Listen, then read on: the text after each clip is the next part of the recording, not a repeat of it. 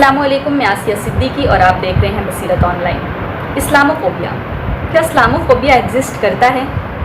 आइए उसकी एक मिसाल आज हम फिर देख लेते हैं। इंडिया के ज़िला गाज़ियाबाद में एक 70 साल बुज़ुर्ग पर कुछ हिंदू दहशतगर्दों ने सिर्फ इसलिए हमला किया क्योंकि उनका नाम अब्दुल समद है। हिंदू पसंद दहशतगर्दों ने 70 साल बुज़ुर्ग को लाठी का इस्तेमाल करते हुए बेदर्दी से पीटा और बंदूक की नोक पर उन्हें जय श्री राम और वंदे मातरम का नारा लगाने पर मजबूर किया। जब इससे भी उन हिंदू पसंद दहशतगर्दों का दिल नहीं भरा तो उन इंतहा पसंद हिंदू दहशतगर्दों ने उनकी दाढ़ी बेदर्दी से नोच डाली और काट डाली।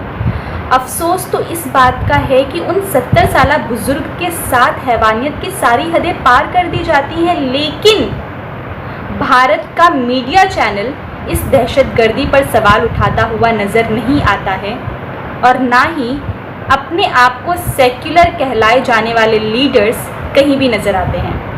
सोशल मीडिया पर यह खबर वायरल होने के बाद पुलिस अपनी नाकामियों को छुपाने के लिए प्रवेश गुज्जर को गिरफ्तार कर लेती है, लेकिन अभी भी 3 मुजरिम फरार हैं।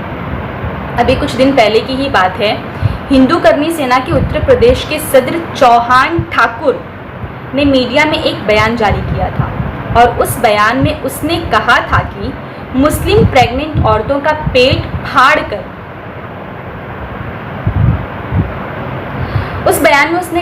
मुस्लिम प्रेग्नेंट औरतों का पेट फाड़कर उनके बच्चे निकालकर उन्हें कत्ल कर देंगे।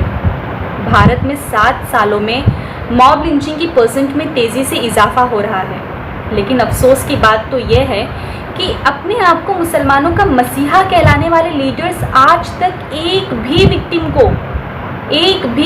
को इंसाफ नहीं दिला पाए।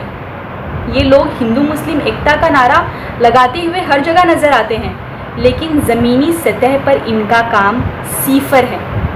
और यहाँ सबसे बड़ा सवाल ये है कि गंगा जमुनी तहजीब का नारा लगाने वाले साधु संत इन मुसलमानों पर होने वाले अत्याचार पर, इन मुसलमानों पर आए दिन होने वाली मॉब लिंचिंग पर किसी किस्म का सवाल नहीं उठाते।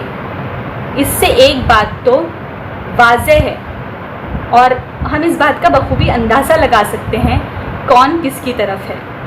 और सबसे कड़वी हकीकत तो ये है कि अपने आप को मुसलमानों का मसीहा कहलाने वाले मदनी जैसे लीडर्स भी नज़र नहीं आते। चलो कोई नहीं, भारत का इंटरनल मैटर है, सॉल्व हो जाएगा। जय हिंद।